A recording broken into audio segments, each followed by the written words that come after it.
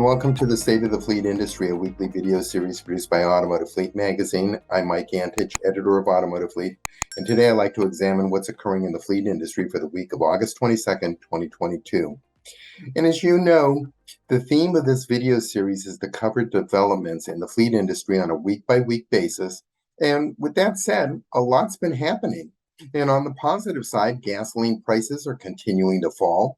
Inflationary pressures, while still high, appear to be moderating, but there continues to be mixed signals coming out of the larger national economy. Case in point, we're currently in the midst of a substantial decline in home sales, which according to Moody Analytics, one of the country's top analytics company, which says that this decline in home sales is the fastest housing market contraction since 2006.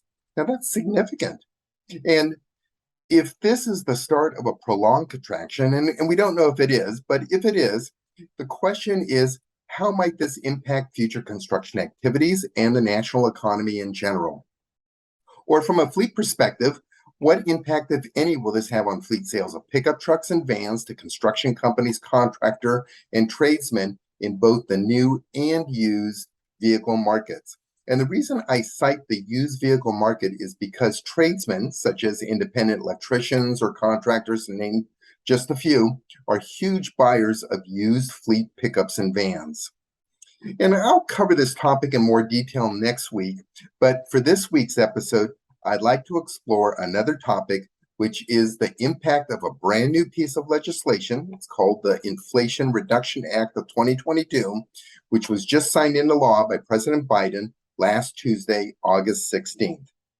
And the Inflation Reduction Act it's a massive piece of legislation that can be downloaded in full from the U.S. Congress website. But if you want to read it in its entirety, be prepared. You need to carve out a large chunk of time because you'll have to read 725 pages. As I said, it's massive and complex. Altogether, this gigantic bill has been authorized to spend $740 billion. Now that's $750 billion to be spent in a variety of areas ranging from price negotiations for prescription drugs to the hiring of 87,000 new IRS agents. But what's of keen interest to the auto industry is that out of this $740 billion, the law earmarks about $369 billion to be spent for climate-related and alternative energy initiatives. In particular, it creates an entirely new set of rules for the issuance of tax credits to purchase new and used EVs.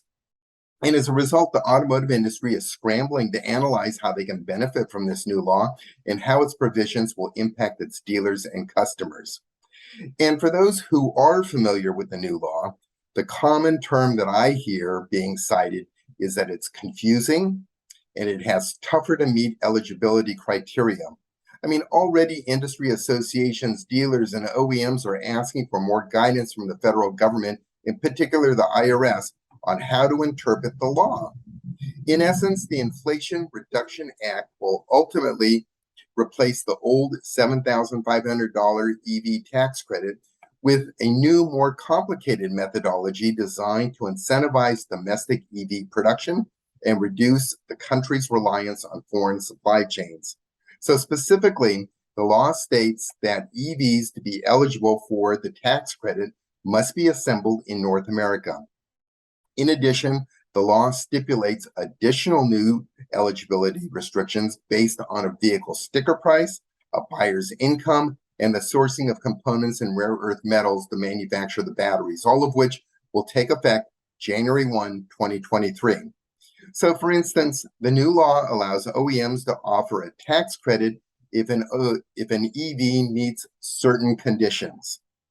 One condition is that it will need to be built with minerals and rare earth metals that are extracted or processed in a country with which the U.S. has a free trade agreement.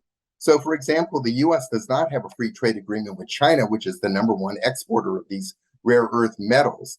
But the U.S. does have free trade agreements with other exporters of rare earth metals, such as Australia, South Korea, and Canada, along with 17 other countries. So to be eligible for the EV tax credit, OEMs who have supply chains emanating from China will have to reconfigure their sourcing agreements to other countries with which the U.S. does have free trade agreements. A second condition is that an EV, to be eligible for tax credits, need to be powered by a battery that includes a large percentage of components that are manufactured or assembled in North America. So let's break this down further. The assembly requirements stipulated by the Inflation Reduction Act will actually reduce the number of EVs eligible for tax credits from 72 models down to only 22 models, according to estimates released by the federal government. OEMs that rely heavily on Chinese-made batteries for their current EV models have complained that it's almost impossible to meet these mineral sourcing requirements when the new rules become effective as soon as the start of calendar year 2023. If an OEM is unable to change its battery sourcing, then these EVs will be disqualified from receiving an EV credit. So as I stated earlier, about 22 models meet the North American final assembly requirement and therefore still qualify for the EV tax credits up to $7,500 until the end of calendar year 2022. However, as I said, this number is of eligible models will most likely even further be reduced when the new sourcing requirements for batteries take effect at the start of calendar year 2023. But, on the positive side, the Inflation Reduction Act does expand the EV tax credits to allow fuel cell vehicles to qualify, and it eliminates the termination of EV credits after a manufacturer sells more than 200,000 EVs, which was a requirement in the prior law and which is currently impacting both GM and Tesla. But the revised eligibility requirements for an EV tax credit broaches a much bigger question. If an EV isn't eligible for tax credits, how will this impact that EV's total sales? Will customers still buy it or instead purchase an alternative EV that is eligible for tax credits? Could there be an unintended consequence of this law? Will EV adoption be slowed if many vehicles don't qualify for the tax credit? The reality is that without the EV tax credit, there remains a significant disparity in price between a comparable ICE vehicle and a battery electric vehicle, which financially may force some consumers to have no choice but to acquire an ICE vehicle simply because they can't afford the higher EV price. And these are all legitimate concerns, but in fairness, it is still too early to definitively determine the impact of the new EV tax credit restrictions on end user demand and buying inclinations. Only time will tell. So, for instance, there are ways around this. OEMs whose EVs do not qualify for the tax credit, there's nothing to preclude them from offering their own fleet incentives to stimulate sales. And the IRS has issued preliminary guidance on the transition from the old EV tax credit to the new methodology to receive an EV tax credit. And according to the IRS, EV buyers can still qualify for the previous $7,500 tax credit with no restrictions on the vehicle's MSRP, buyer's income, battery content, or origin of final assembly if they have a written binding agreement to purchase a qualified vehicle before August 16th, which is the effective date of the Inflation Reduction Act.